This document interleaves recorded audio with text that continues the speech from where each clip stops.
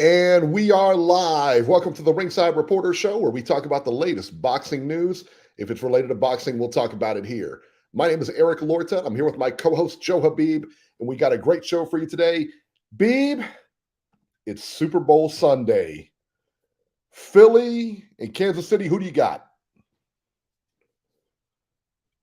I'm kind of like going back and forth. I started going with the Chiefs, but I think I'm going to have to say Philly. I don't know what it is. I don't know what it is, and I don't know why. I just have that feeling that Philadelphia is going to blow them out today. I Yeah. just got that feeling. I don't know why. I've just got that feeling. Well, let me ask you this. Historically, these games have never really been close. There's always, more often than not, been one-sided games Yeah. for the most part. Yeah, for the most part. Right? Yeah. So Yeah, they're never really, if you get a good one, like a close one, like when Cincinnati's in it, for whatever reason, we always play close. We don't ever get the win.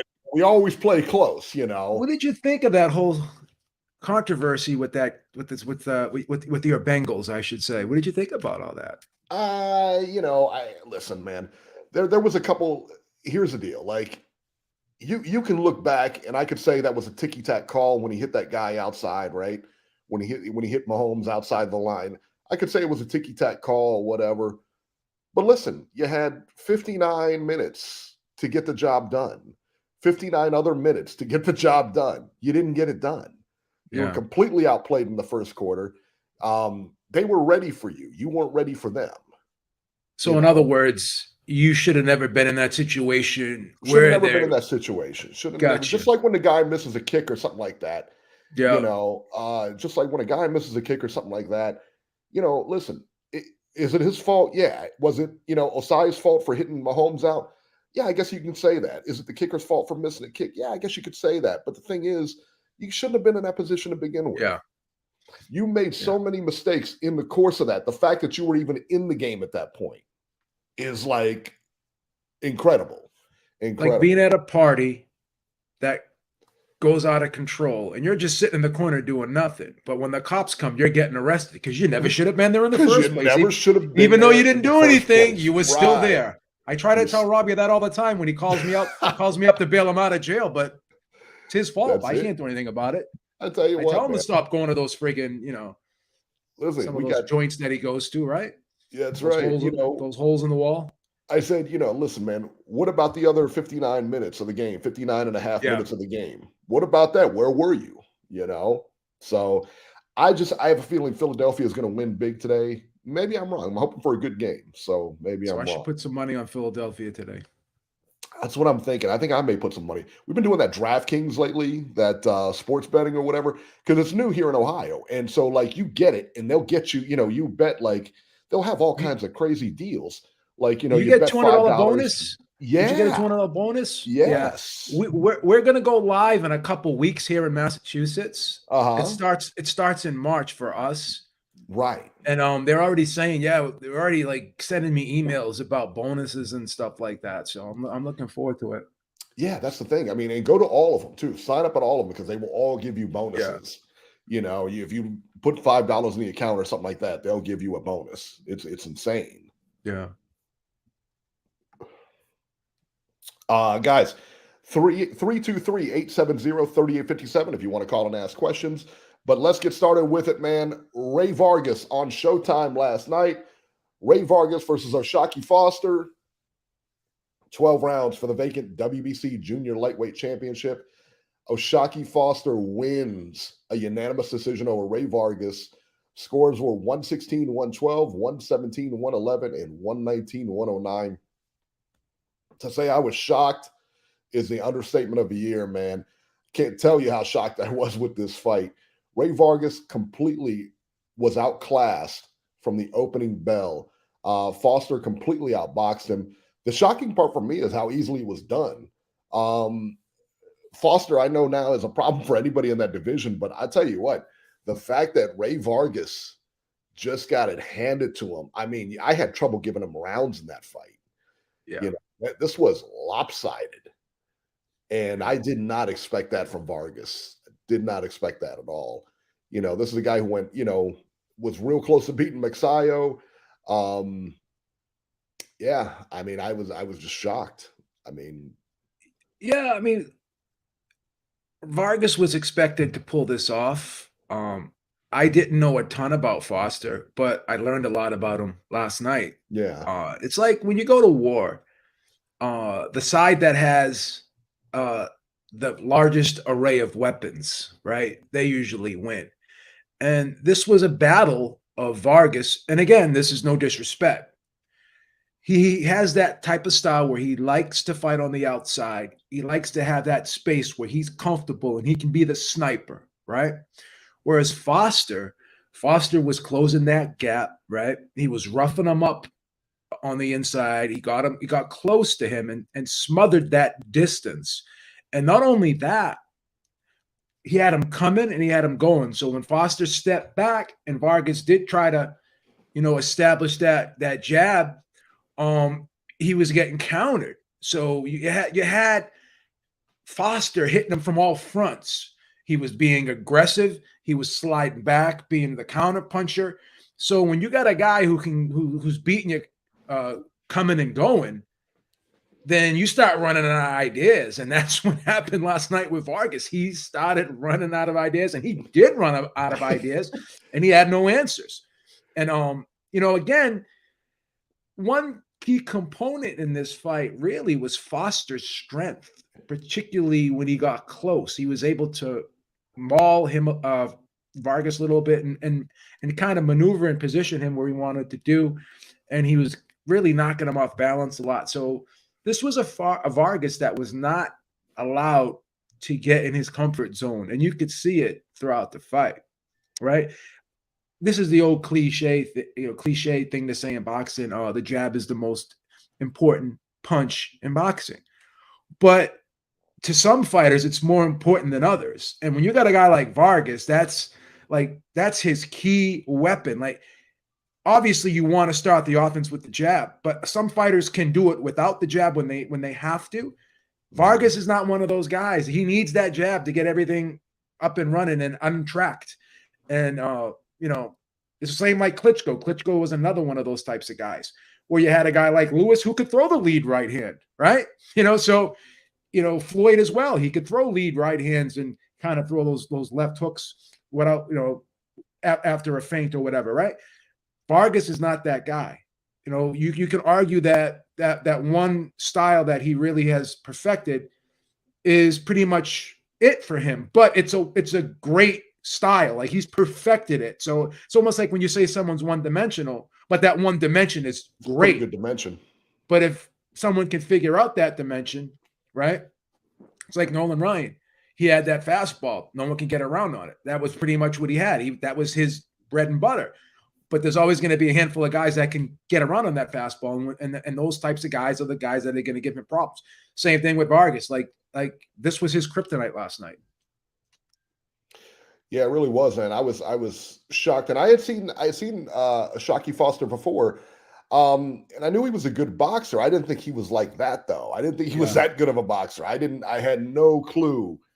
How much of this was, good Foster versus bad Vargas, but Vargas just did not look good. I mean, he was completely outgunned in there, just outclassed. It was bad, man. It was just bad. Papa Chubby, thank you so much. He said Vargas was able to apply good pressure over the first 4 rounds. Foster was laser focused and endured it.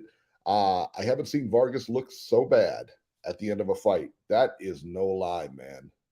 Yeah, and then he actually mentioned about maybe the weight being a problem for him. And again, I respect all fighters.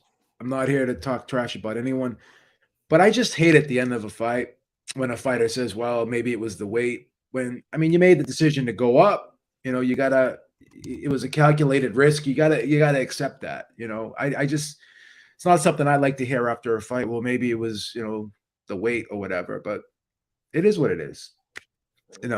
No disrespect to him at all. I mean, he's still going to go back down to 126, and he could be a force down there. I mean, I think stylistically he matches up great with the guys down there. What is Valdez this? and Navarrete. I think those guys would have problems with Vargas, but we'd have What to does still this do to see, your right? confidence? I mean, being thoroughly outgunned like that.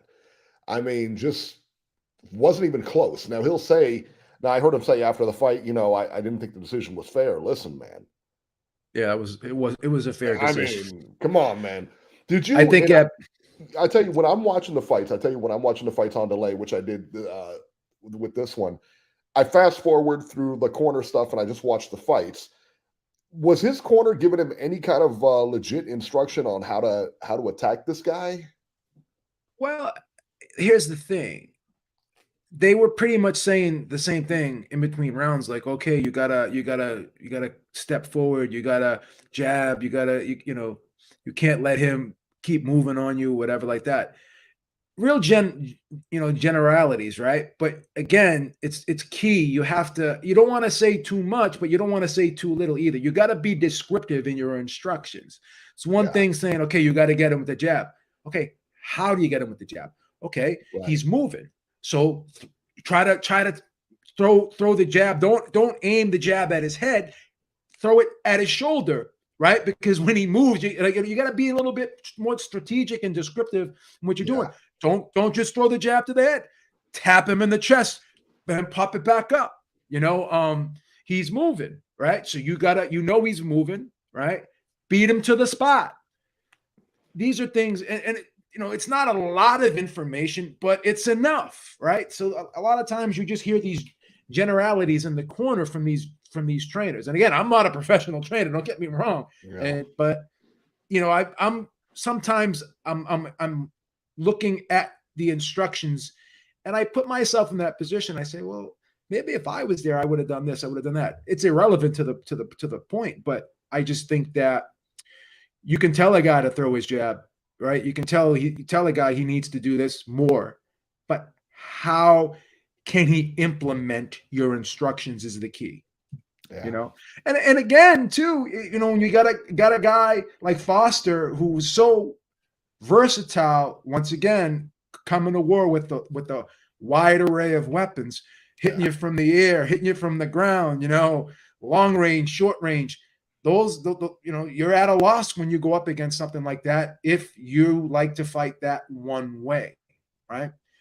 Vargas is always going to have problems when he can't get that jab untracked. There's not going to be a lead right hand. That's just not him, right? He's not a risk taker like that, and he's not really a great inside fighter either.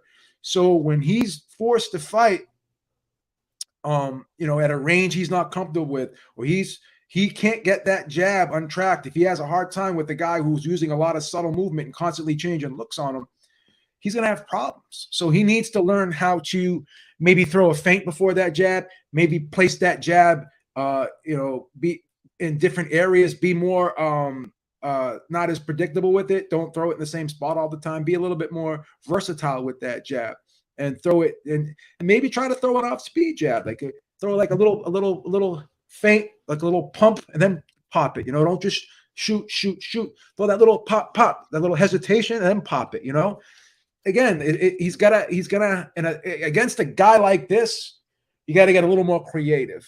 Yeah, yeah, and I tell you, that's a bad that's a bad blueprint that was laid in the sense that, like, Yeah, now, if you take away that jab, he's going to have a lot of he's problems, done, and and he's and and you done. know how to take it away now too. It's like, Right. I think that's the other thing. When you yeah, find that, that's a hard thing to correct. And Vargas is, he's a seasoned fighter. you know, And he's into his career. This isn't like, a guy coming up and you can change things about it. He's already set. That's going to be a tough thing to yeah, work around and now.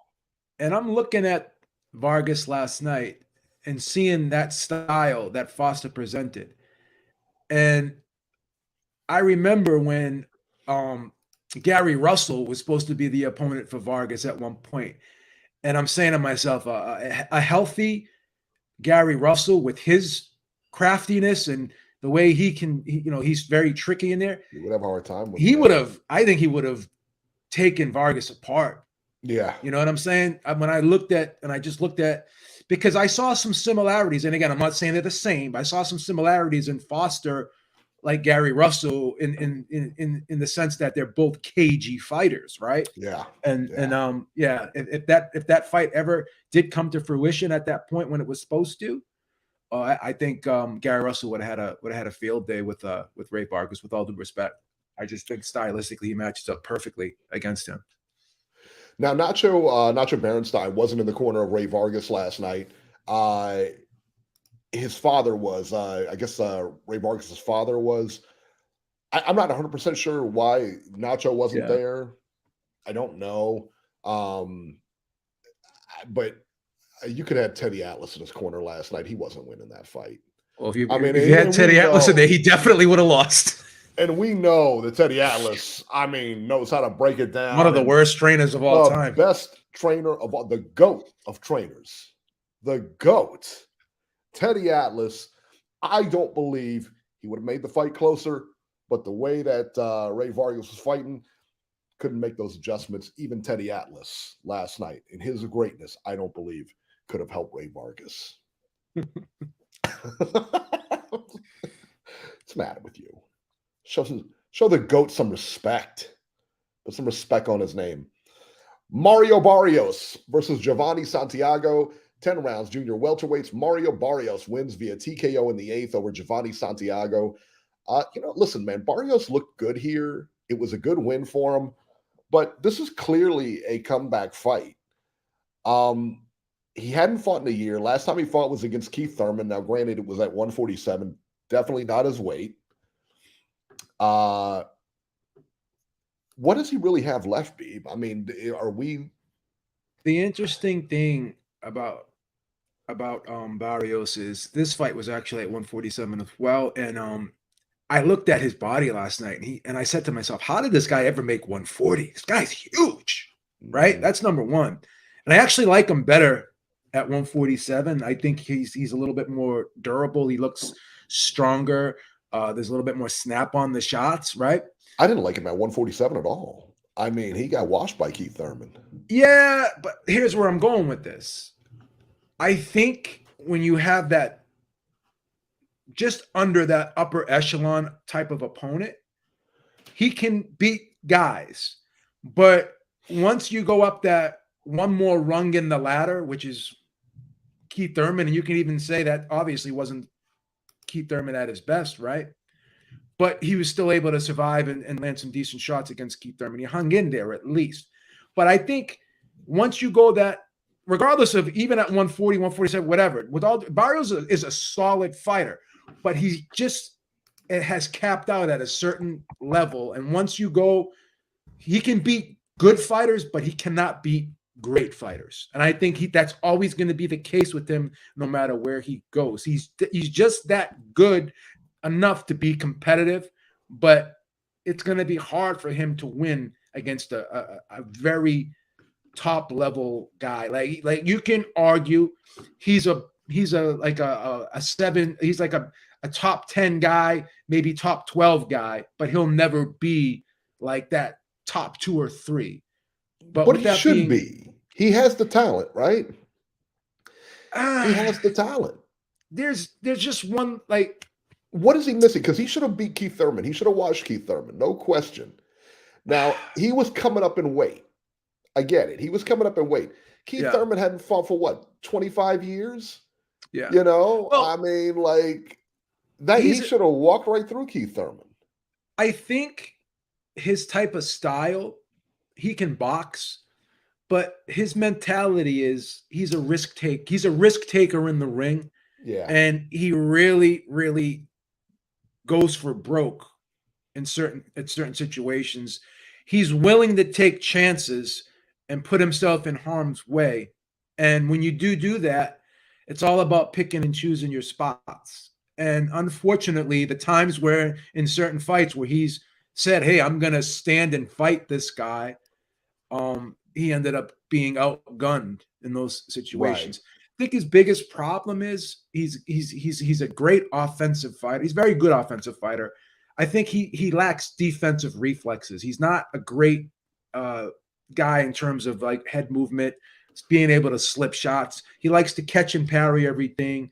And when you have a guy like that, if you're fighting someone and all you're seeing him do is parry everything, then as an opponent, what do? You try to keep his hands occupied because his head's not going anywhere. So Yeah. I'll throw some decoy throwaway punches, let him parry it, and I can just throw my right hand or my straight left right down the middle because I know the head's going to be there all the time.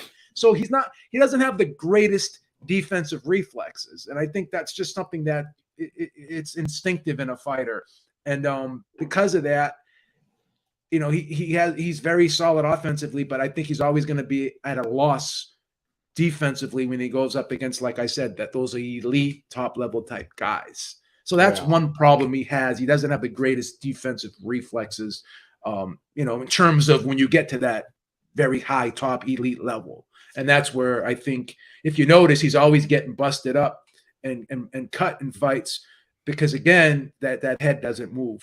And it needs to be a little bit more, fluid, and he needs to be a little bit more elusive with that head and upper body movement, So Yeah. I am Dwayne says Barrios will be a perpetual PBC opponent at 147. He'll be used to pad the record of top fighters. Yeah, unfortunately, 100% right. Unfortunately, that may be the case. Yeah. Centurion says, don't exaggerate. Thurman is better than Barrios. Thurman is better than Barrios. Okay. No, hear me out here. Barrios was fighting all up. I mean, he didn't take a break. He was fighting. There was no long-term breaks or anything. Keith Thurman is coming out of how many year retirement or 1 year? Yeah. And he hadn't fought. I mean, how many rounds has this guy fought in 2 years? You know what I'm saying? Like, yeah, the stage was set. The stage was Barrios. Set. Barrios could have beat this guy. Yeah, at that time. Again, you come in with ring rust. You come in with that. Yeah, of course, we all agree in prime. Yeah, Keith Thurman's much better than Barrios. I get that. But yeah, man, I tell you, it was it should have been a more competitive fight than it was. It should have, but Barrios had a legitimate shot there, and he didn't do it. Again, another echelon fight, and then he goes down. This is a good comeback fight.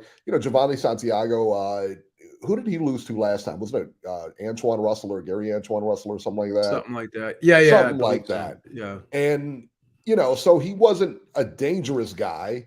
He was set up. He could give him fits and everything, but he wasn't a dangerous guy. This was a confidence boost. This was a definite confidence boost. Yeah, that's what it was. Maestro said, what do you guys think about Pero, the Cuban heavyweight? I liked him. I saw some highlights of that fight. I didn't actually see the fight, but I thought Faust was, they said Faust was winning the fight, and he just got hit with a big body shot. And I think it was a body shot that put him out. But both fighters were, I believe, undefeated last night. So that's a huge win. That's a huge win for Pero, I'll tell you that. Any Cuban heavyweight I like to see those guys. It's always a statement when you can get someone out of there with a body shot. Yeah. It's not the easiest thing to do because you have to place those shots perfectly. So, it was a very impressive knockout without question. Yeah. Centurion says Barrios will become the new Rosado. Damn, you guys are rough, man. All I did was I pointed out a few flaws, right? You guys want to throw this guy in the trash bin. He's got to make a living. My God, you guys are worse than Robbie with the way you want to just get rid of people. The Monday morning quarterbackers that you guys are. You guys are a bunch of Monday morning quarterbacks, man. I'd hate to have you as a boss show up one day and have an off day at work, man. I'd be fired in a second. Can you imagine? Fired in a second. I'd be pulled into human resources and told to clean out my locker. Maybe you missed something at work. Oh, he's slipping. Yeah. He's slipping. This ain't the old Beeb. He's slipping.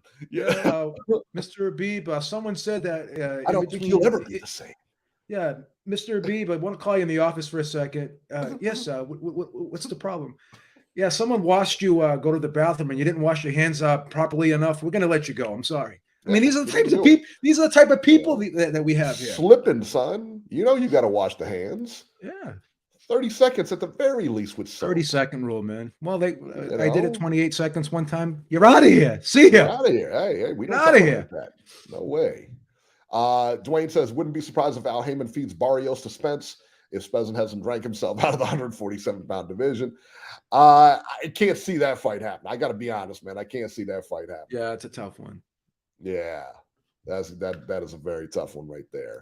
All right, let's see the upcoming fights. That was pretty much it for the fights Yeah, it this was a weekend. slow week, man. Slow week, and slow week, bro. Unfortunately, next week doesn't get any faster. All right, see what we got here. On DAZN, February 18th from Pomona, California. Luis Nuri versus Azat Havanesian, 12 rounds, junior featherweight. That's got to be eliminator. That's got to be a Golden Boy special. And not that they're bad fighters. It's just not a, I don't know. This fight probably would have been interesting a while ago, not now. I don't know. Just my opinion. Let's see here. And then on DAZN, February 18th from Nottingham, England, Lee Wood versus Mauricio Lara, 12 rounds for Wood's WBA featherweight title. Dalton Smith on the undercard versus Billy Ellington, 10 rounds junior welterweights. Let's see here. Gamal Yafai versus Diego Alberto Ruiz, 10 rounds junior featherweights. Kieran Conway on the undercard versus Jorge Silva, 8 rounds super middleweights. Not bad, not a bad card, but that's going to be the main one next week. Nothing else going on. But Beeb, let's talk about this Lee Wood Mauricio Lara fight for a minute. This isn't an easy fight for Lee Wood. I don't think it's that easy of a fight for Lee Wood. I think this is they don't do him any favors, man. They don't do him any favors. I'll tell you that. I'm rolling with Lee Wood on this. I think the fact that it's in his home country, I think the fact that he's the type of guy.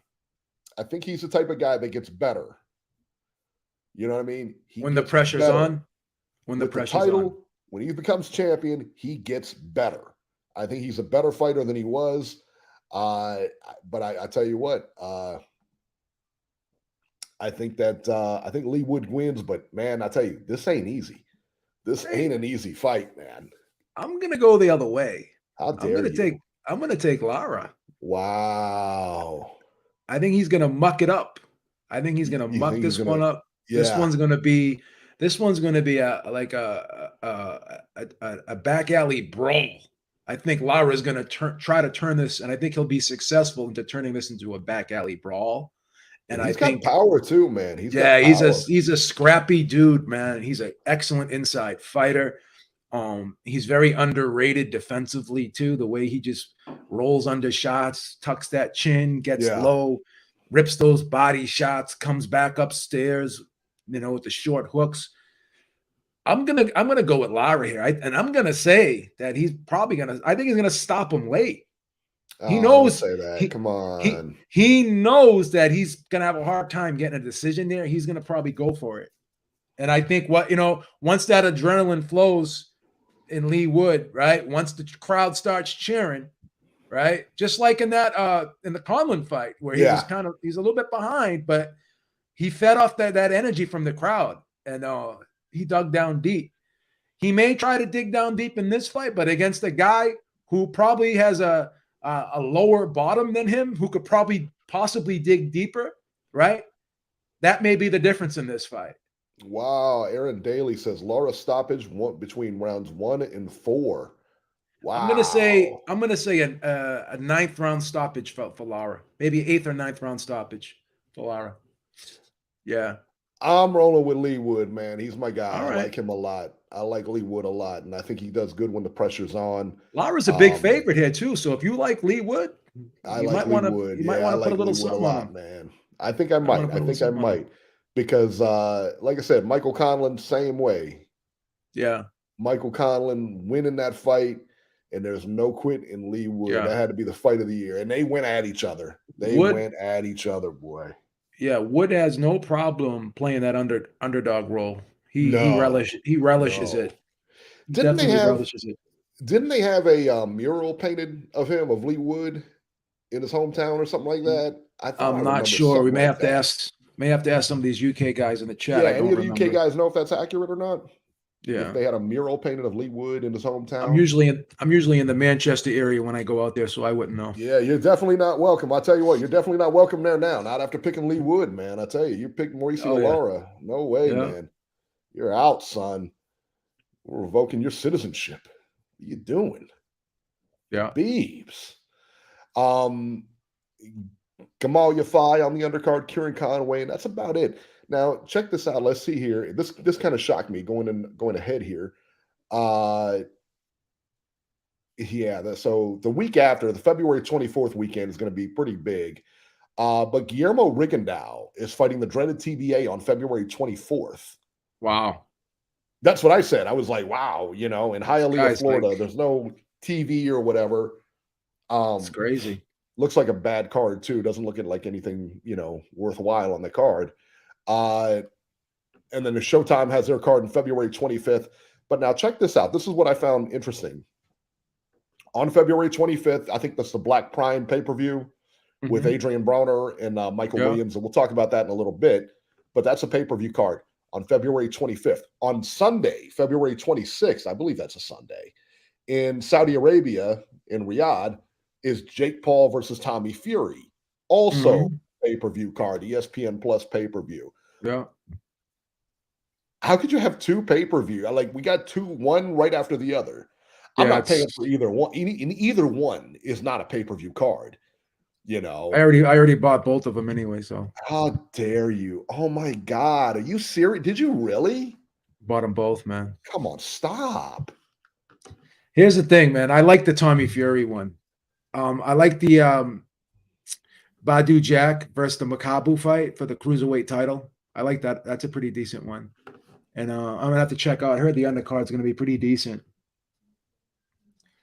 It's gonna be pretty decent. The undercard, no. Makabu versus Badu Jack. That's a good one. That's the best fight on the card. It's not bad. It's not isn't bad. I think Caroline Dubois on that card too? Who? Female box. You don't like her. Just you don't like that. You don't like the female fights. Stop it. Little misogyny. Caroline Dubois, is she on the card? Nobody cares. Nobody cares, son. Little misogyny on that. Come on. Please with this. Nobody cares. Thank you, Aaron Daly. He said, yeah, Lee Wood has got a mural in Nottingham. Ain't no way he's losing this weekend, B. No way. Lose that fight. No way. He's losing that fight regardless. You know why? I'll tell you why I want to buy the Adrian Broner pay-per-view. Curiosity. Haven't seen this guy fight in a long time. I just want to see what happens. And you got Mickey Bay versus Tevin Farmer on the undercard. You got Anthony Peterson coming back.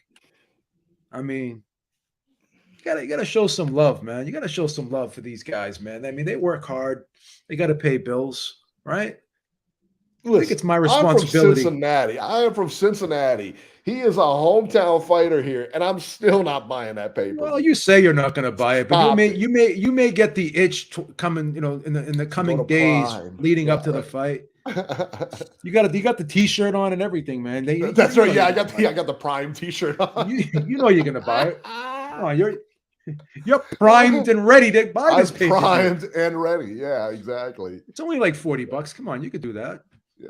How much money do you think the University of Colorado, is making off of these shirts, the Deion Sanders shirts? I don't know. They recruited Deion Sanders as their coach over there, so they're probably they're. Look at it this way, right? Look at it this way. You just don't go to Applebee's one week, right? And you can buy the pay-per-view, right? I guess you could look at it like that. So what do you want? Like I'll just subtract. So I guess we're gonna weigh this out. Do we an Applebee's I'll just subtract or the fight? Yeah, I'll just subtract one of my visits to the Swedish massage parlor for that month. Wow, that'll more than cover. Wow, that's shocking right there. I'll tell you what. I'll just cancel one of my appointments at the Swedish massage. I'll have to tell the Honey Dips, we'll reschedule for a couple weeks later. We'll be all set.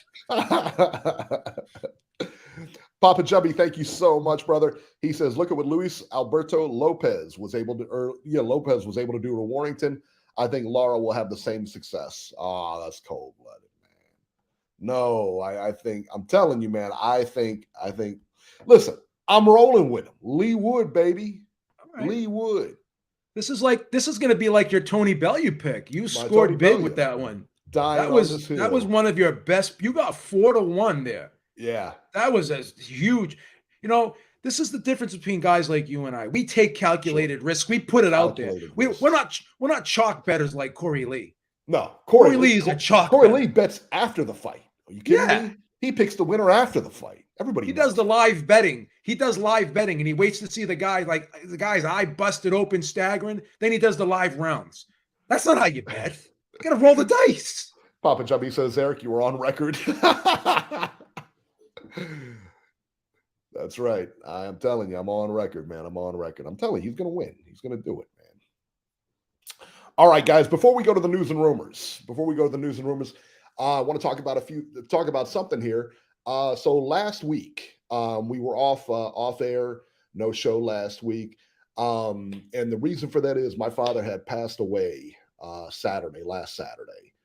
So my father was a huge fan of the show, always liked watching, and he watched even during the week too. He watched Beeb during the week. He used to watch quite a few people. I knew he watched Corey Lee, always liked his show, always liked Beeb's show, the roundtable stuff. Anytime you guys were on, he was watching them. So huge fan of the show, and definitely will be missed. So that was the reason last week, man. So yeah. Tribute to Mr. Lauder, man. This Yeah. show, he'll always live on through this show. For sure. He, and I tell you what, he loved your shows, man. I tell you, he did love these. Like, he would call you, I think you used the term volcano of knowledge erupting or something, and he got the biggest kick out of that. He just laughed and laughed forever on that thing, man. The one show we thought, you remember when, who was the guy from Florida? Who's the dude from Florida? Galaxy Warrior, Nate Campbell. Yeah. On the show, and that was Jesse hilarious. Regan was trolling him. I could hear him cracking you up. kept gassing him up, man. Oh my God, he was getting so mad at you. You were like, Jake Paul. I'm sorry, Nate. I think Jake Paul would beat you. And he was flipping out. He couldn't even tell you were trolling him. Oh, that's a great point, Jesse. He just got all mad. It was like you were playing good cop, bad cop. It was like me and Lion Killer were going up against you and Jesse. Like, we were taking Nate's side, and you guys were taking Jake Paul's side. The greatest is that Lion Killer wasn't even in on it. You know what I mean? He was. Oh, he didn't even know. Like, we blindsided his ass. We blindsided his ass. We set him up, man. That was good, man. That was good. All right, let's go to the news and rumors here. Canelo Alvarez versus John Ryder is being finalized for May 6th in Mexico. They're looking to put the fight in Jalisco, Mexico, Canelo's hometown. Beeb, is this a cherry pick? It's a cherry pick. I got criticized for caping for Canelo a little bit. And I see the other side. I do see the other side. But I think more highly of John Ryder than I think you do, and I think a lot of other people do. I do think he beat Callum Smith, and I scored that fight 8-4. The Danny Jacobs fight, I actually thought he lost, but it was a very entertaining, close fight. I don't see him beating Canelo, but I do think he'll make the fight entertaining. I think this will be a fan-friendly fight to watch. But in terms of name value, I could see a lot of people saying why. Because there are other opponents out there that would be better for Canelo. And I said this yesterday about Anthony Joshua, and I'm going to say this about Canelo Alvarez. When we look at these guys, right, and we critique them, we look at them because we're comparing them to their contemporaries. Right? We compare them to fighters of the past. And whether this is fair or unfair, once you're given a specific certain status, not only in boxing, but in life, the expectations are going to be higher for you, and you're going to be criticized under a lot more scrutiny than the people who are a couple rungs, or in this case, the fighters that are a couple rungs beneath you. And it's very safe to say that with all due respect, John Ryder would not be considered on the same level of Canelo Alvarez, given the track record of both men. Even though John Ryder is a very good fighter, Canelo Alvarez was considered a pound for pound guy. So you had that softer touch against Gennady Golovkin, again, with all due respect, that Gennady Golovkin was who he was at that time. That was a softer touch, right? Yeah, I don't like to diminish Gennady Golovkin because you could trample over him. Nobody cares. I mean, I'm just saying it was a soft touch. You wanted an easy fight. There, you got it. Yeah. So now you're having another, quote unquote, maybe softer touch, right? So these are two fights in a row that you should clearly softer touch. You should win comfortable. You should win, right? So the question becomes now, like, okay, when you go out there, you're at these press conferences, you're doing these interviews. I want to challenge myself. I want to challenge myself. I want to challenge myself, right? So you're fighting in May, right? Now you got Benavidez fighting Plant in March. To put a happy face on this, right? The winner of that fight should get you in September, right? There's no, without a doubt, the winner of that fight should get you in September. Now they're talking about this Bivol rematch. Again, this is just log jamming everything. Let Bivol fight a Buatsi, and then after the Buatsi fight, make that undisputed with Beterbiev. All you're doing right now is log jamming the process, and you're putting roadblocks to get the fights that need to happen, right?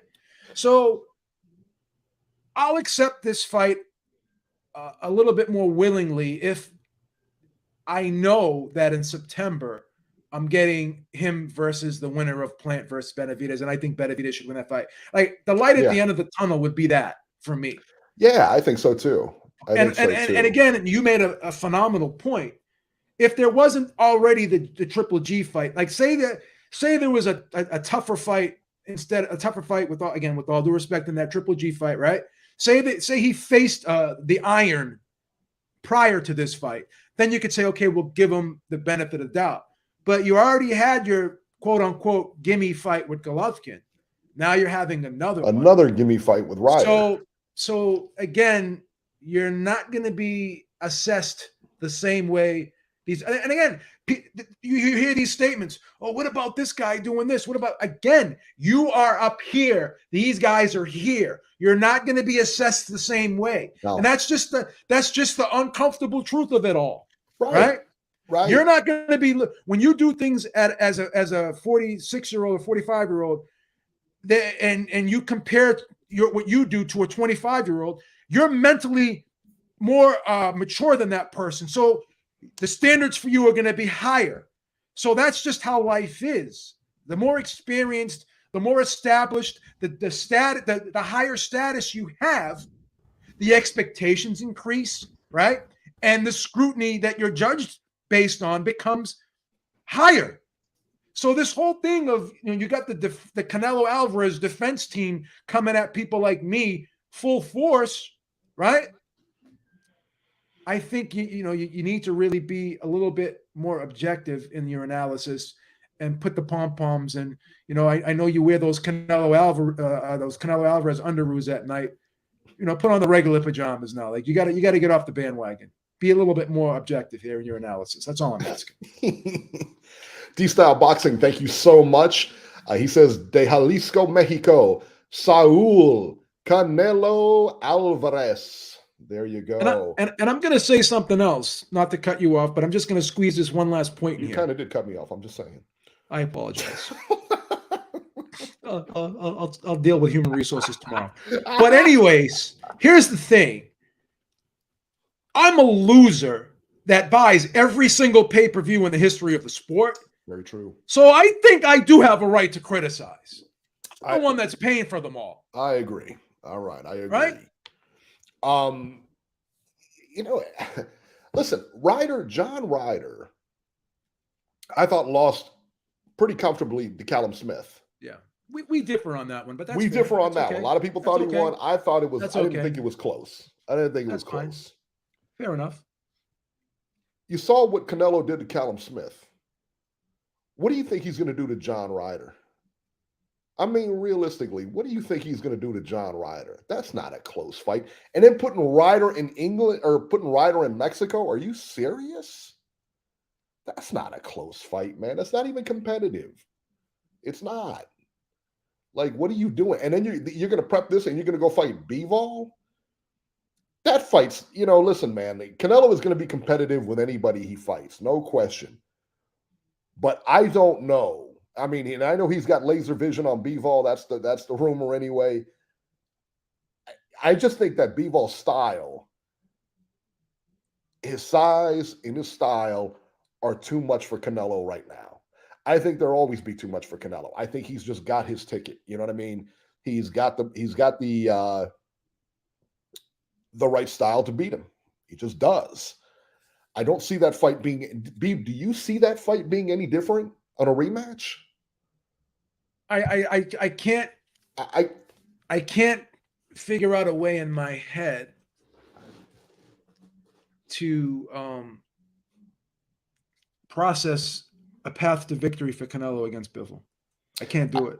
I really believe I can't do it. I think you could put that fight in Jalisco.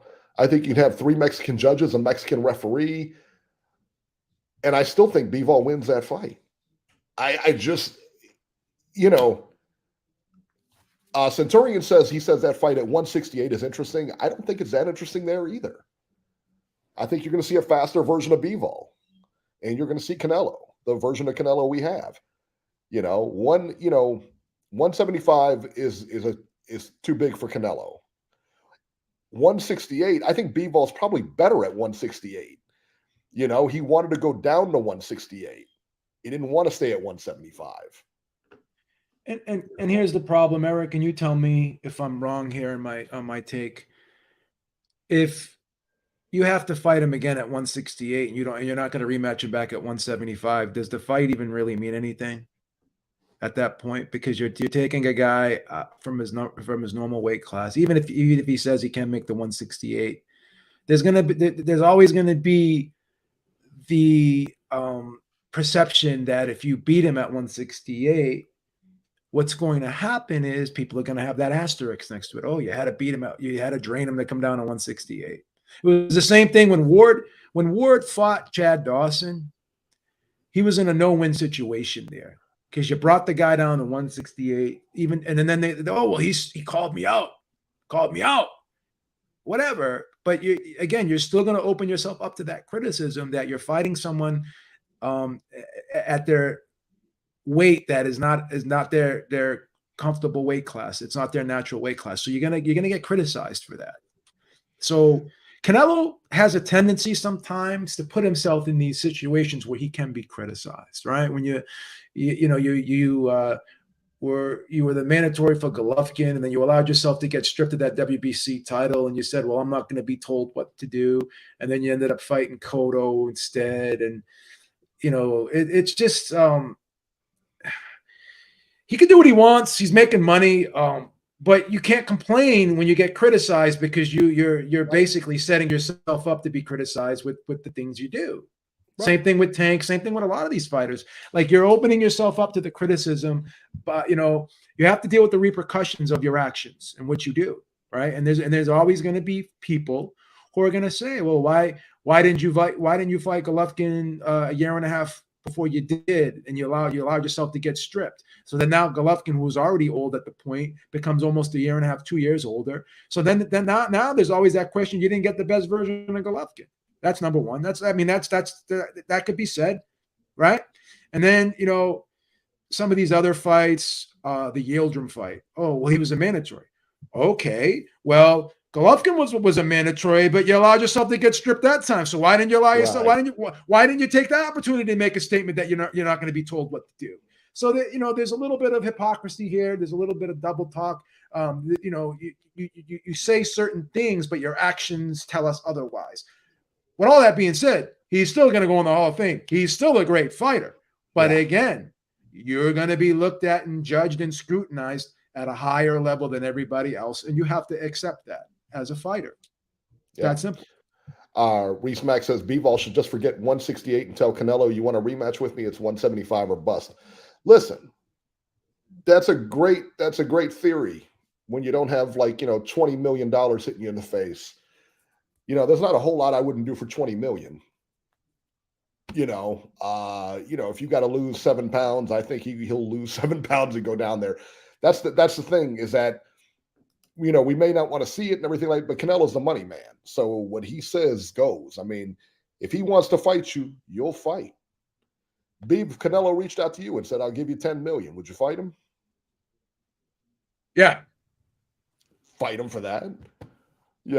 Absolutely. Yeah. Absolutely. I'd fight my cleaning lady for 10 million. Oh yeah, for sure. I wouldn't do. No, I strike that. I'm just kidding. I'm just kidding. I would fight the can't do that for 10 million. Can't do that. I can't do that. I can't do that. I'm sorry. $50, man. That's it. That's all it would take for me. I'll tell you that. That's the kind of guy that goes against my principles. I could never do that. Robert 530, you're live. Now this guy I'd fight for $10. I think I might. Hey Rob, what's up, buddy? Hey Robert.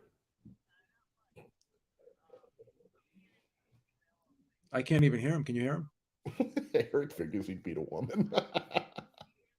Yes. Yes. Can you hear me? I can't hear him. You can't? No, I can't hear him. I don't know what happened. Seriously? Yeah. Yeah, I mean everything is hold on. Yeah, hang on. Yeah, why don't you do me a favor, call back? He sounds real low. So I don't know if it's audio settings with the mixer or something. And when Huh. Let me see. Now I got everything set. Let me make sure my phone's up. Yeah, maybe it might be better. Oh, well, we'll wait with bated breath for Robert to call back. Yeah, we can't hear Robbie. Okay, well, he'll call back and maybe it's working, maybe it's not. Maybe you won't hear from Robert. How about that? Would that be the saddest thing on the world, on the planet, if we didn't hear from Robert?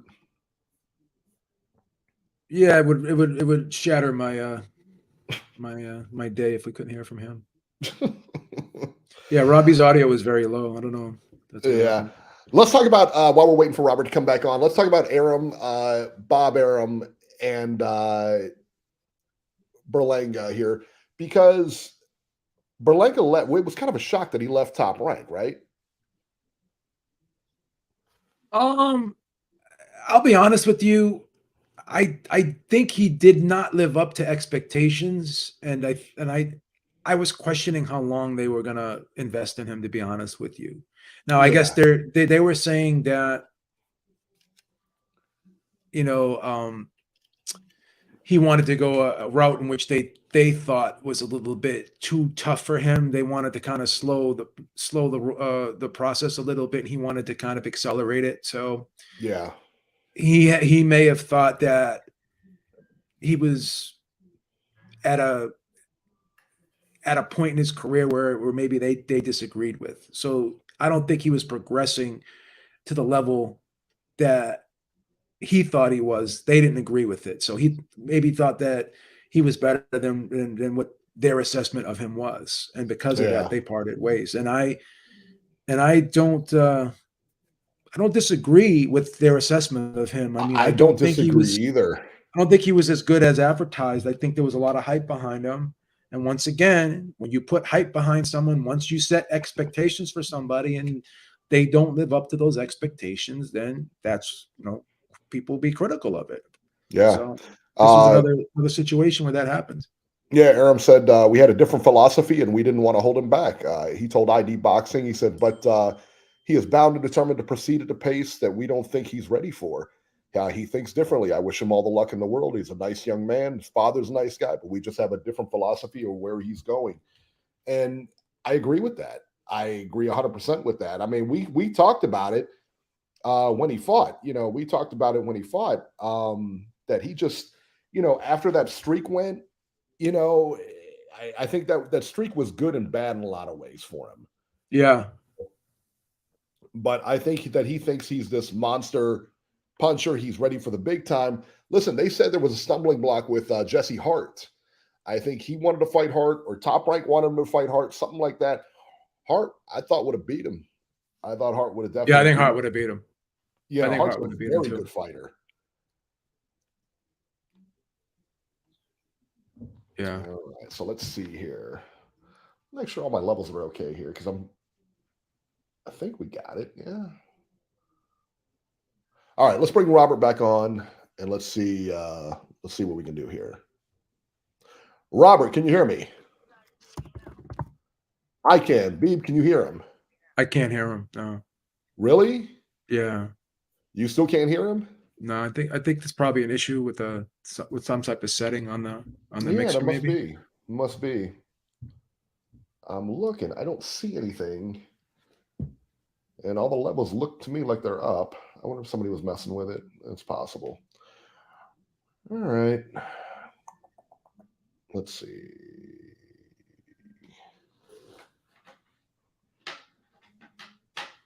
Let me just do some checking real quick. Everything looks okay from here. Have him say something again. Let me see. Robert, go ahead. Yeah, he sounds very, very low. Sounds very low. That's okay. Yeah, that's all right. All right, Robert. We're actually going to put you on hold, let you listen. But for whatever reason, the call feature isn't really working today, which is fine. Anthony Joshua versus Jermaine Franklin is set. The fight will be on April 1st on DAZN. Beeb, is this a good fight for Joshua? I think it's a comeback fight. Isn't he working with Derek James? Yeah, Derek James.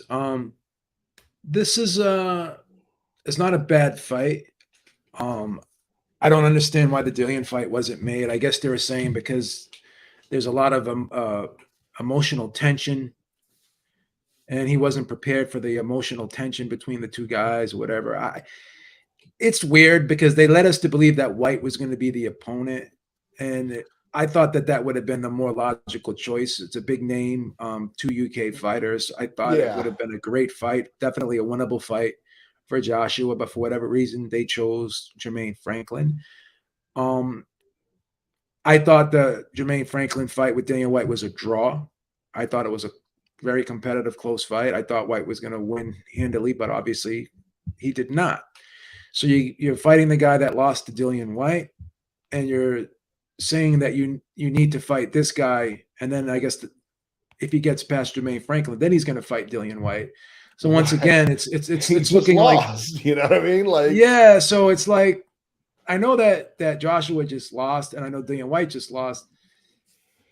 Oh, actually, Dillian White won, but he lost before that. But yeah, I just think that I just don't understand the move. I don't hate the fight. I think Franklin earned the fight with his performance against White.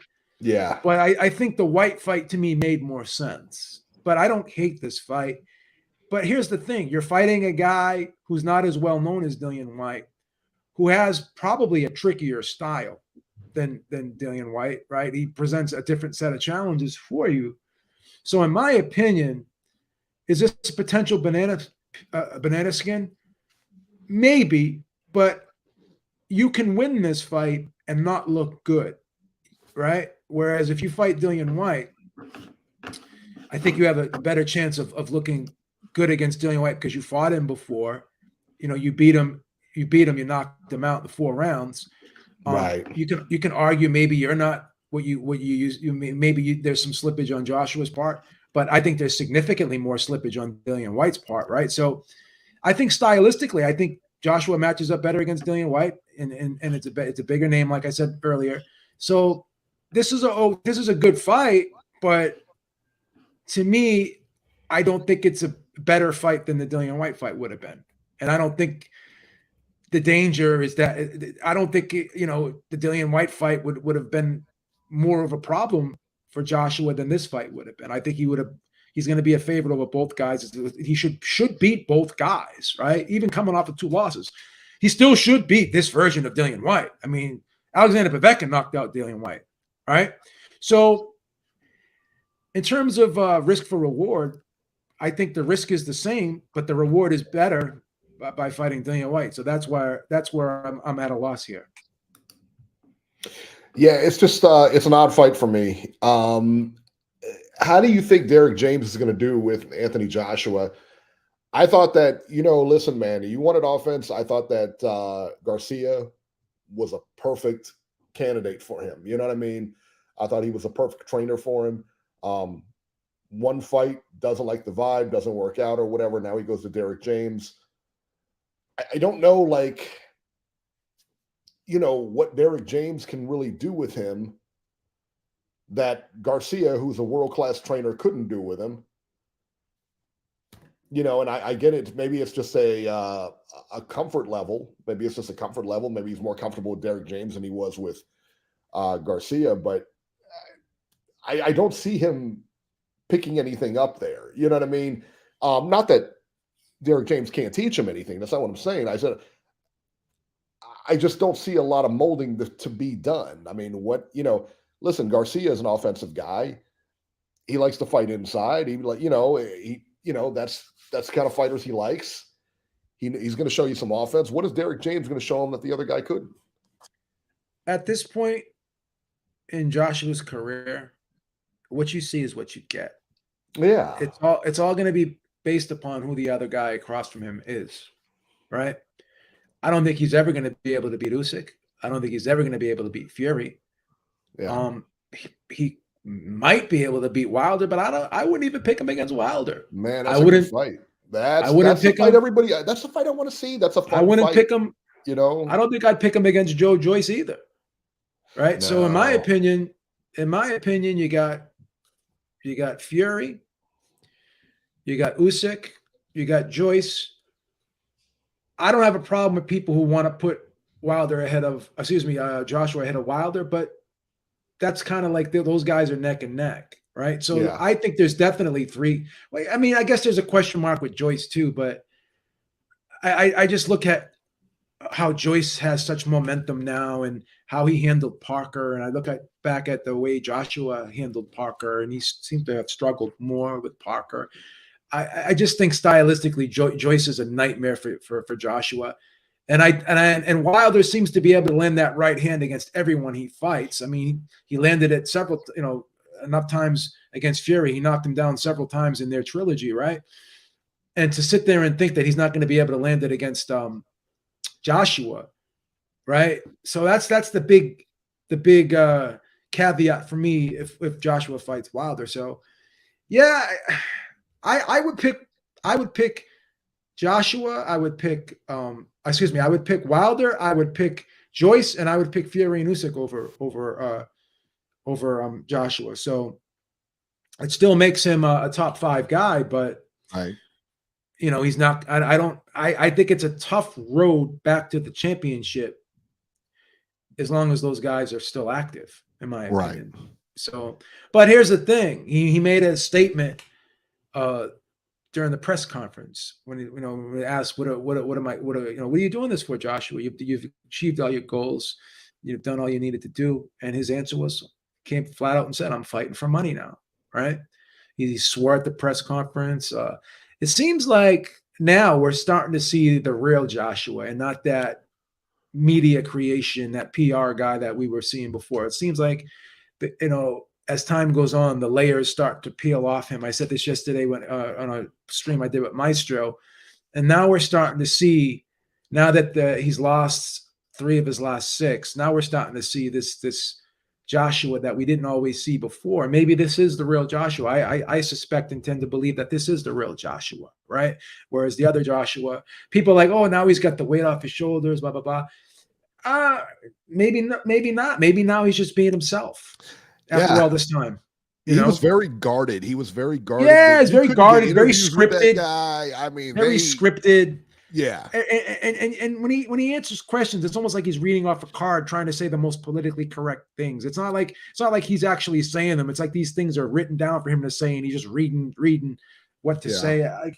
And again, it's just my assessment. People can agree or disagree if they want, but yeah, I struggle to imagine Joshua being champion again, unless everyone retires and he's the only guy left. Oh, come on. I'm not even sure like I That's said, I think I would pick Wilder to beat him at this point.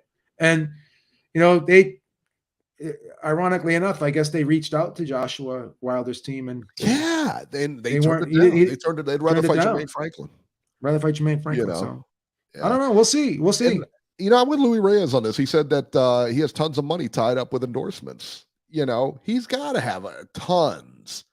Yeah. What you're fighting for money now, but he was fighting for like 30 million and all that other stuff. Yeah, I don't care what anyone says. Once you start making money like that, it's hard to get up and put yourself through that punishment and have that same mentality as when you were just coming up. I just think it's human nature to kind of get a little bit more. Yeah, you get more complacent, you get more relaxed. It's almost impossible to not think that that's the case, man.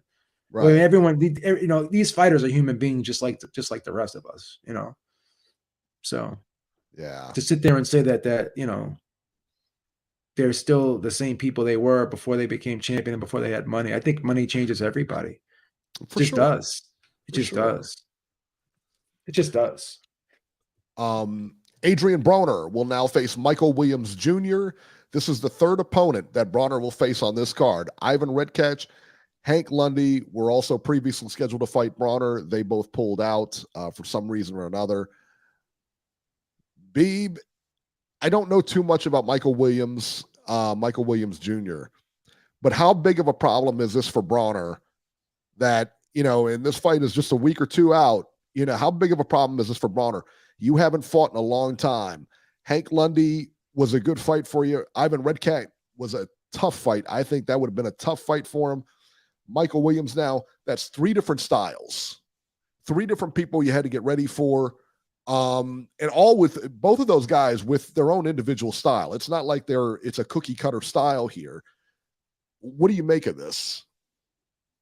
Seems like they're going out of their way to find that perfect opponent for Adrian Broner. And the intention here is to just get a win under Adrian Broner's belt so they can move forward with him. Once again, this is another guy who's going to have a very strategically crafted career from here on out. I don't think he'll ever fight a Regis Prograis. He's not going to fight a Josh Taylor. He's not going to fight a Jack Catterall. At this point, he's trying to make money, and once again, he's being incentivized, from what I understand, right, to fight opponents like this. So this is probably what you're going to get. From what I heard of Michael Williams, I didn't know a lot about him. Shout out to Lukey Boxing. He told me about him. And he said that, there's really nothing spectacular about Michael Williams. He doesn't see an issue with Broner getting an easy win here. I think Williams has been knocked out before as well. So, again, but we still don't know. This could be a situation where Broner probably wins, but how does he look doing it? Yeah. Right. And he can get old overnight. Yeah. I mean, this Broner, if he's going to fight this level of opposition, he needs to shine while doing it. And if he doesn't, then people aren't going to want to see him fight anymore. There's only so much you can go on with the theatrics and the craziness and this image. But after a while, people are going to say, well, where's the beef? I want to see what you can do in the ring. What can you do? Absolutely. Absolutely. Right. Let's try this one more time, Beam. I'm going to go to Robert one more time, and we're going to try it. I had some settings, looked at some settings. Robert, can you hear me? Yeah, I can hear you just fine. Oh, beautiful. He's back. Got him? He's back. I mean, I would have not been able to sleep tonight if I could not roast Robert, man. If a day goes by that I don't roast. So first of all, you jinxed the Bengals, right? Yeah, that's he sure did. The Bengals lost because you jinxed the Bengals. That's your fault, right? I appreciate that. So let me ask you this: who are you picking for the Super Bowl so I can pick the other team? I'm taking the Philadelphia Eagles. Do you think, Robert, are you on the same line of thinking that I do? I think it's going to be a blowout. I don't think this game is going to be close. It very well could be, Eric, because remember, both of these teams really don't have good defenses. So you could either have a I think blowout. Philly's lots got a of pretty good. You turnovers. don't think Philly's got a good defense? He doesn't know what Well, he's talking about. they got a He's good reading pass he's rush, reading an but they article. don't. No, they got a good pass rush, Eric, because they sacked the quarterback over 70 times. But beyond that, their secondary isn't that great.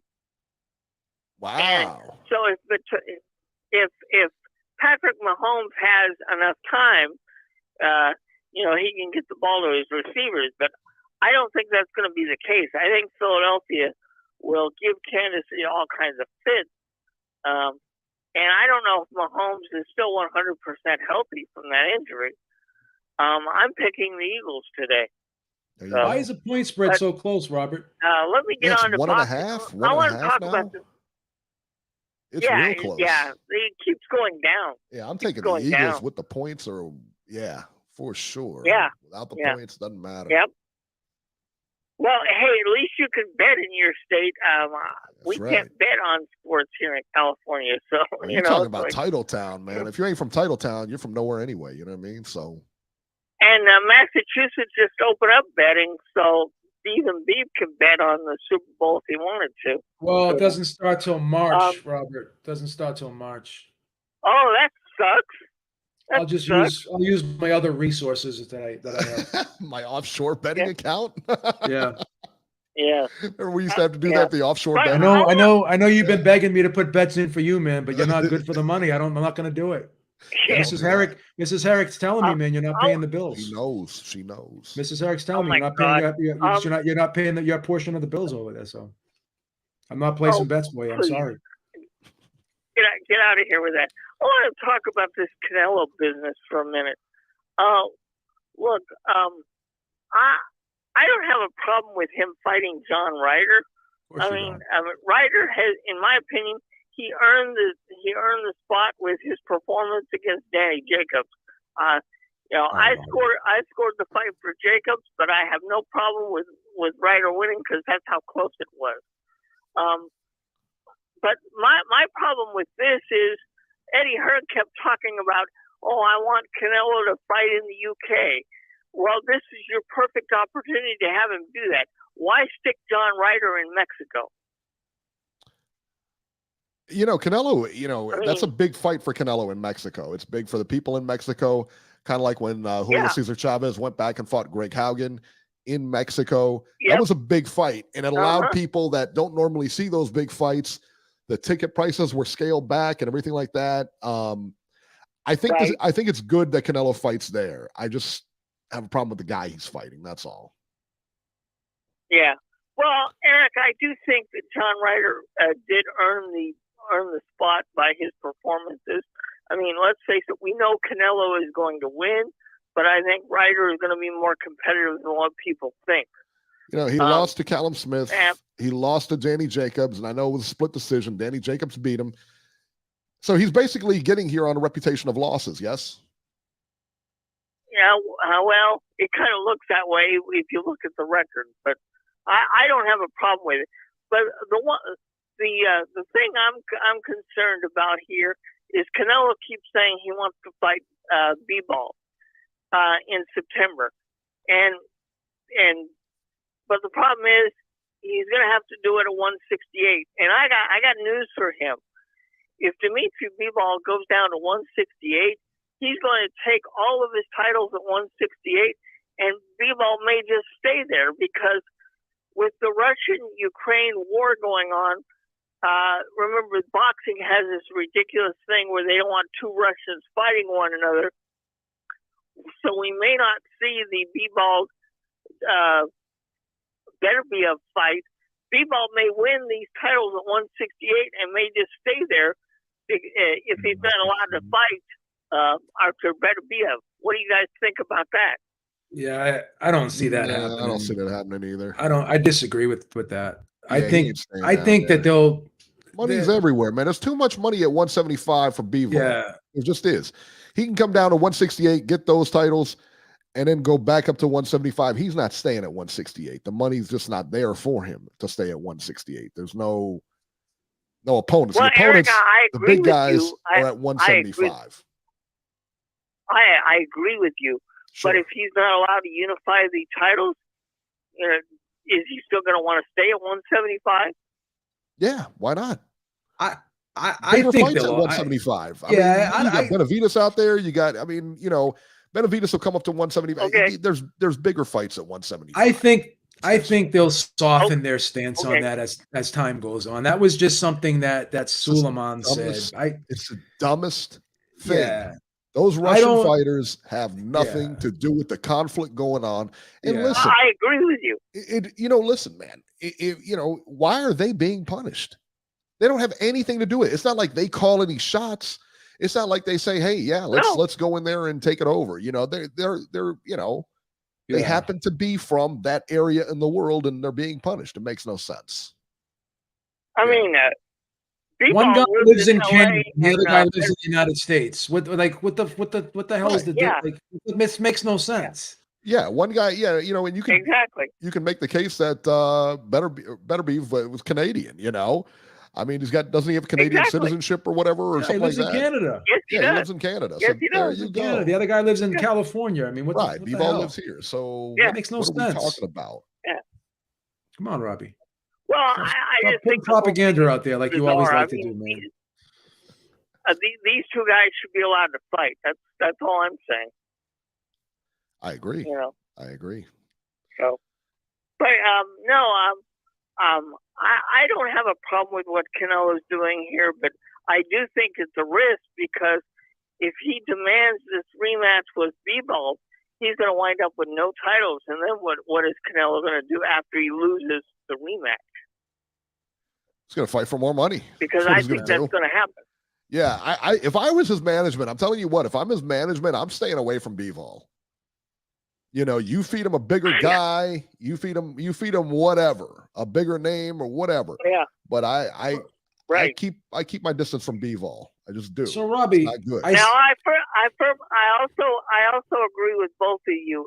After Canelo beats Ryder, he should get the winner of Plant and Benavidez, and I think it'll be David Benavidez winning that fight. Yeah, I think it's a better fight. Even a rematch with Plant's not a bad fight. If Plant happens to win, I don't think Plant will win, but you don't know. Plant. It's not like Plant sucks. Plant is capable of putting the game plan together and beating Benavidez. Yeah, and Benavidez is certainly able to do the same. Yes. And by the way, Joe, I happen to agree with you. I think Laura is going to go back into the UK again, like he did a couple of years ago, and walk out with the title. He beat Josh Warrington a couple of years ago. He's going to do it again on Saturday against Lee Wood. Lee Wood is no Josh Warrington, son. You better get ready. That's what I can tell you. Well, all I can tell you is Michael Conlon was dominating that fight until he got knocked out of the ring. So, well, coulda, woulda, shoulda. We're going to find out Saturday. All right, Robert, we're going to get running. All right, guys. But, all right. On record, he's taking the Eagles. I'm taking the Eagles. Beep, who are you taking? I got to take the Eagles. Yeah, you got to take. I got to take. Even though he's picking the Eagles, and I'm second guessing myself, I'll still go with the Eagles. That's right. Papa Chubby, thank you so much. He says, "Hey guys, what about the sacrificial lamb, Gabe Rosado? Who is Gabe Rosado fighting? I just saw this. He's moving up to I think light heavyweight now. Yeah, I'm trying to remember who he's fighting. It's going to catch up with him sooner or later. Yeah, you know what I mean? He's just fighting. He's hanging on too long, man. Yeah, I would agree. But once again, I mean, this guy's getting paid, bro. Yeah. I mean, listen, he's making some fairly good money. Papa Chubby, again, thank you so much, my man. He said the IOC has been sanctioning athletes for decades. Yeah, they have. And I don't understand it, to be honest with you. I think the only time anybody could be banned would anybody. He's fighting Zerto Ramirez. That's right. Yeah, he's fighting Zerto Ramirez. Oh, Jesus. Yeah. That's a bad fight. Listen, the way Ramirez fought Bivol, you'd almost favor Rosado, but in this, listen, man, if Zerto has anything left, he's gonna smash Rosado. What does Gabe doing at 175, man? What's Gabe gonna do at 175, bro? Yeah, I don't know. Well, I guess we'll have to see how he looks here, but that doesn't look good. What happened to Danny Jacobs? He hasn't been in the ring for a while either, man. What's going on with him? Yeah, I would imagine. He's pretty much done. He hasn't fought in a long time. He probably has retired, but he made a lot of money, so he's probably going to call it a day. He's had a good career, man. He has had a good career. If that's it for him, but yeah, I haven't seen too much from him or whatever. Centurion says, why the Cowboys never win a Super Bowl?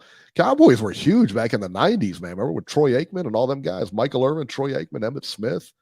Yeah, they were Deion Sanders was on that team. Yeah, they had a really good teams in the 90s. And they're very close. They're only a couple pieces away. I don't think Dak is their guy, but I think they're just a couple pieces away from the big one. So yeah. I wouldn't 213, one more call, 213 from LA. I believe it's from LA. You're live. Hey, Eric. How's it going? My condolences to you. Oh, thank you, sir. Thank you, sir. Who are we speaking with? You called me Stuart last time. All right, I'll call you Stuart again this time. That's fair. What's on your mind, Stuart? I had to call to beat up on Beeb a little bit. All right. Now, my favorite. Broner isn't picking these fights. He doesn't have a choice. It's his last opponent that he can fight. The California Commission suspended Lundy. Red Catch's promoter, Star Boxing, the Guardia, gave him that ridiculous contract to kill the fight with Red Catch. And he did the same thing to Selden and threw them out of a shot or out of a fight, I think on the Serrano card. So, yeah, he had to get this. Yeah, and he had to, and I understand that. I understand that it didn't work out. Like I said, it didn't work out with Lundy. It didn't work out with Red Catch. I get all that, but it's just, my concern would be more for Broner than anything else. I mean, that's three different styles, because Michael Williams is a different style as well. I don't want to beat up on Broner. I can tell you so much about the entire story, but it's just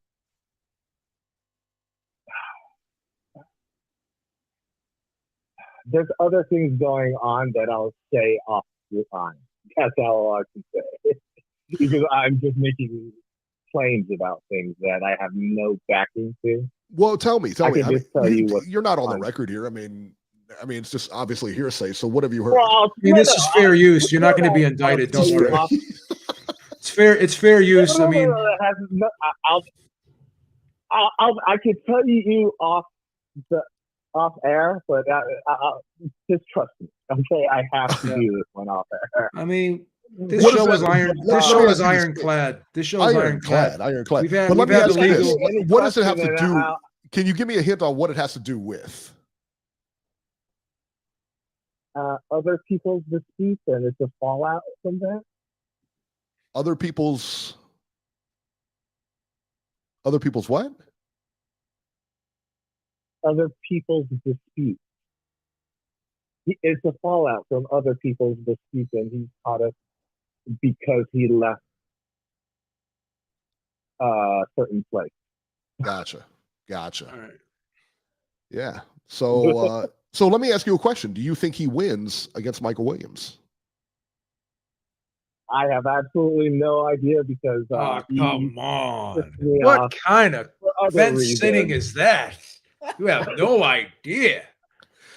What is that? You have no idea. That's the problem. I don't know his opponent. I didn't look into it. I'm not interested because I can tell you other things offline as well. I'm not going to. Does it have to do with the UFOs that were found over Montana this week? No, it has to do with the Godzilla guy he was talking about that he didn't want to fight. But that's a whole different thing altogether. Because that's not the reason I'm beating up on Beeb right now. Trust me. Beeb deserves another thing.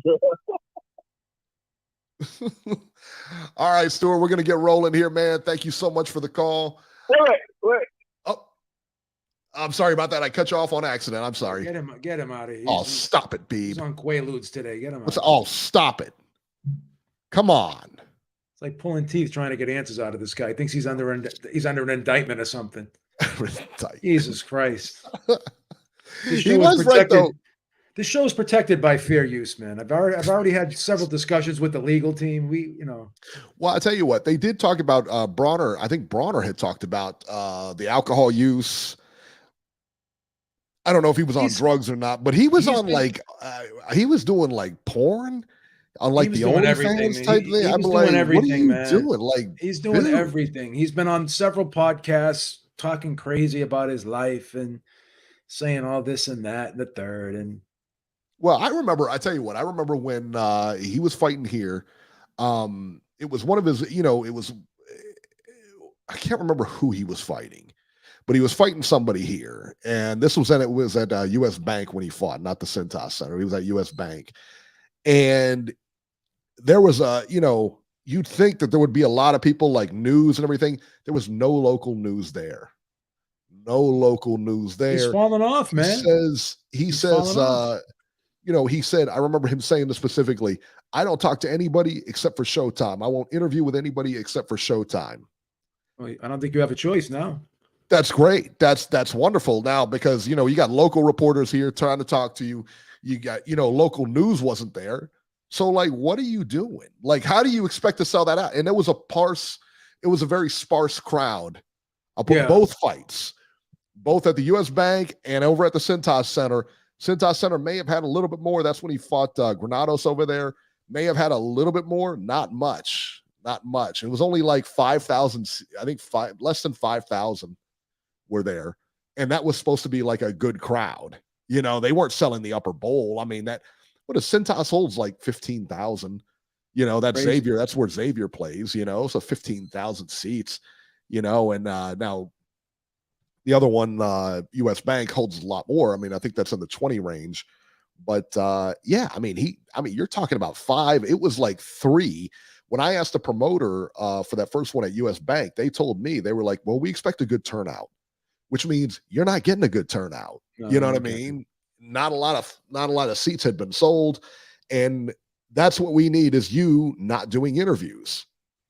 In a lot of ways, he's a promoter's dream, but in a lot of ways, he's a promoter's nightmare as well. Yeah. Because of the stuff he pulls. He's so erratic. You don't know what he's going to do. Well, look at the other side when when he last fight he pulled out for a mental illness or whatever, but he said he wasn't mentally ready, which, hey, if you're not mentally ready, don't get in, no question.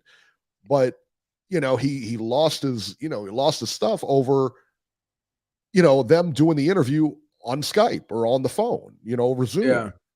And like, this is the way they've always done it. This is the way they always do it. He was like, and he threw a fit, said he's not fighting, and then, just stomped out like a baby, and then left Mike Stafford to do his bidding for him, and left it, Mike Stafford has to stay there professional while this guy just, sits there and stomps out of the room like some kid. Yeah, it's embarrassing. It's embarrassing.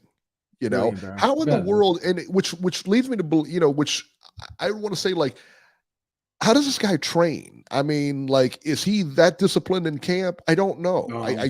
But you would just, based on what you're seeing, is he that disciplined in camp? I can't answer that. I don't know. I just think he's inconsistent in everything he does in life, man. He doesn't seem to be a guy who's pretty well grounded at all. Yeah, I mean, it's like I said, man, it's, there's a lot of, it's hard to go from this party life to now I'm focusing on my craft. With Floyd Mayweather, okay, take Floyd Mayweather, for example. We know he didn't drink, he didn't do drugs, anything like that. He was straight as an arrow. He talked a lot of trash. He talked a lot, but he did sell fights. He knew how to market. He was a genius at marketing, he just was. And he worked hard to get where he is, okay? But I never heard about him cutting training. I never heard about him skipping training or cutting corners or anything like that. You see that guy, he's always in shape. Now, when he fought Logan Paul and when he's fighting these exhibitions, You're looking at a guy who's still in pretty good shape. Pretty good He shape. came Yeah. in, he looked good in the Logan Paul fight, and he's just not there anymore. I don't care how often you want to focus on your craft, you know, if you want to be better at boxing and you want to focus now, you know, you had your whole career. Well, the bulk of your career is behind you. You don't get better with age. Broner is certainly not going to get better with age. No. You know, I think maybe he wins this fight against Michael Williams Jr., but I think he looks bad doing it. That's And what I think said. that Yeah. fight I agree. could possibly, at the end of the day, go either way. Wow. You know, Okay. you know, so that's the you know, that's the long and short of it. I think that fight could go either way. And the fact that it's taking place in Atlanta, you know, I mean, Atlanta's a bigger boxing town than Ohio. Ohio, you know, Cincinnati's just not a huge boxing town. It's just not. No. But I tell you what, man, it's you know, him on Black Prime, him on these, you know, and no longer with the PBC, no longer with, you know, I don't know how much money is left for him to get. Because even if he beats his guy, who's he going to fight? Who's he going to fight? The only name out there is going to be Prograis for him. He's not going to get a shot at Taylor. He's not going to get a shot at anybody major. No, he's not. He's not getting a shot at anybody major. You know, he may get a shot at an up and comer. He's not going to get Terrence Crawford though. You know, maybe that's the fight there. Maybe that's the fight they're going to lobby to make. Terrence Crawford, because they're both on Black Prime. Who knows? But yeah, not good, man. Not good. I wish he would have handled things differently. He's just an amazing talent, you know. But Reese Mack said it best. AB's arrogance and narcissism got in his way.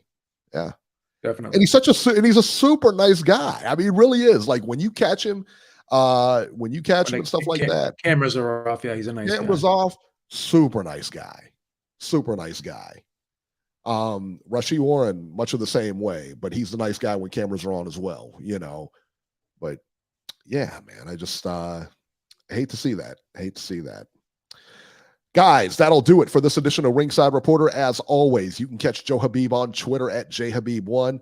Find our YouTube channel at ringsidereporterlive.com. You can find me on Twitter at ringside73. Guys, we will see you next week.